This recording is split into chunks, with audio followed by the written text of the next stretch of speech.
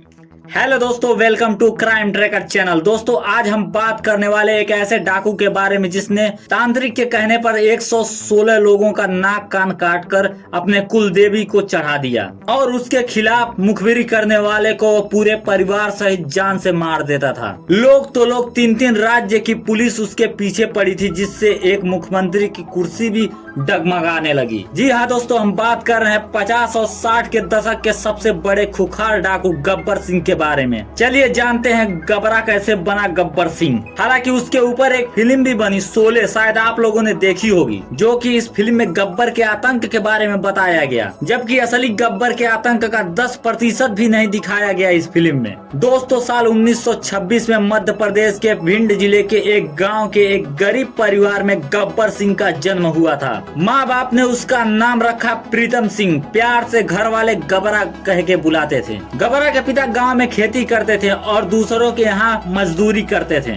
जिससे उनका गुजर बसर होता था। गबरा जब 17-18 साल का हुआ तो समय के साथ उसका शरीर भी ताकतवर हो गया। एक बार गबरा के पिता से गांव के ही कुछ जमींदारों से वाद विवाद हो गया, जिससे गांव में पंचायत बुलाई गई, जिसमें पंचायत ने गबरा के पिता की पूरी जमीन हथिया ली, जिससे गबरा के घर खाने पीने के लाले पड़ गए, जिससे गबरा के पिता खरानों में काम करने जाते थे। उनके साथ कभी कभी गबरा भी काम करने जाया करता था, जिससे गबरा के घर का गुजर बसर होता था। एक दिन गबरा ने एक आदमी को लूट लिया, फिर दूसरे दिन काम पर न जाकर वो लूट पाट करने लगा। एक दिन गबरा अपनी जमीन वापस लेने के लिए जमींदार के पास गया। जमींदारों ने उसकी बहुत बेइज्जती की और उसको घर से बाहर निकलवा दिया, जिससे गबरा ने 2 लोगों को जान से मार दिया और चंबल के बिहड़ों में भाग गया। वहाँ जाके उसने डाकू कल्याण सिंह के गैंग में शामिल हो गया। उस समय चंबल में कल्याण सिंह का सिक्का चलता था। कुछ साल कल्याण सिंह के साथ काम करने के बाद गबरा ने एक अपनी गैंग बनाई और बन गया गबरा से गब्बर सिंह। उसके बाद गब्बर सिंह का खूनी खेल चालू हो गया। उसने हत्या, डकैती, अपहरण सब कुछ किया जो वो कर सकता था। हद तो तब हो गई जब गब्बर सिंह ने एक तांत्रिक के कहने पर 100 से ज्यादा लोगों के नाक कान काट लिए और उनको अपनी कुलदेवी के चरणों में चढ़ा दिया। इसमें बहुत से पुलिस वाले की भी लाश थी। इसमें बहुत से पुलिस वालों के भी नाक कान थे। दरअसल तांत्रिक ने गब्बर को कहा था, अगर तुम 116 लोगों का नाक कान काट कर कुलदेवी को चढ़ा दोगे तो पुलिस की गोली तुमको छू भी नहीं सकती। बस यही बात गब्बर के दिल में बैठ गई। वह जल्दी से जल्दी अमर होना चाहता था। इसके बाद गब्बर ने तांडव मचा दिया। गब्बर सिंह के आतंक का ये आलम था कि अगर कोई उसके खिलाफ पुलिस को कुछ भी बता दे तो उसके पूरे खानदान को गब्बर सिंह मार देता था। एक बार मुखबिरी के शक में उसने एक ही गांव के 21 बच्चों को लाइन में खड़े कर गोलियों से भून दिया था, जिसकी गूंज पूरे भारत में सुनाई दी, जिससे तत्कालीन प्रधानमंत्री पंडित जवाहरलाल नेहरू ने मध्य प्रदेश के मुख्यमंत्री डॉक्टर कैलाश नाथ कटाजू से बात कर गब्बर को जिंदा या मुर्दा पकड़ने को कहा। तब शायद मुख्यमंत्री कैलाश नाथ काटजू को अपनी कुर्सी बचानी थी, इसलिए उन्होंने स्पेशल टास्क फोर्स का गठन किया। इसे लीड कर रहे थे महानिरीक्षक KF रुस्तम और DSP राजेंद्र प्रसाद मोदी।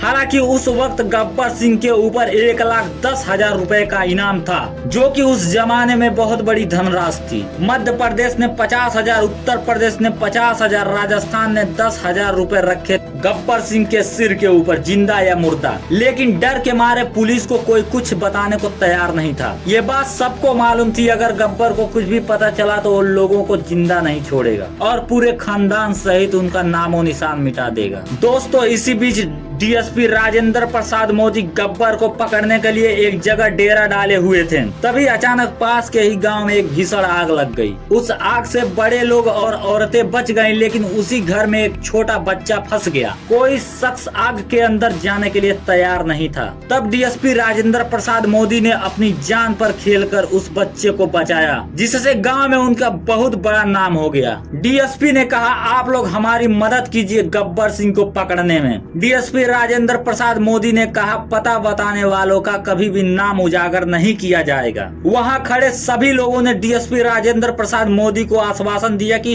वो प्रशासन की मदद करेंगे। उसके करीब 3 साल बाद 13 नवंबर 1959 को पुलिस को खबर मिली कि गब्बर सिंह हाईवे पर आने वाला है। फिर क्या था, IG KF रुस्तम सिंह और DSP राजेंद्र प्रसाद मोदी समेत कई पुलिस वालों की एक बड़ी टीम हाईवे किनारे छुपकर बैठ गई। जैसे ही गब्बर सिंह अपने साथियों के साथ आया, पुलिस ने उसके ऊपर अंधाधुंध फायरिंग चालू कर दी। गोलाबारी के बीच डीएसपी राजेंद्र प्रसाद ने 2 ग्रेनेड गब्बर सिंह के तरफ फेंक दिया, जिससे गब्बर सिंह का आधा जबड़ा उड़ गया। गब्बर सिंह समेत पूरे 9 लोग मारे गए और एक राक्षस का अंत हो गया। दोस्तों, गब्बर सिंह के ऊपर एक फिल्म बनी है शोले, जो काफी हिट हुई, और गब्बर सिंह के ऊपर एक किताब भी लिखी गई है, the British, the bandits and the border man. इस किताब को आईपीएस पीबी राजगोपाल ने उस वक्त के मध्य प्रदेश के महानिरीक्षक KF रुस्तम के डायरी से जोड़कर लिखा था।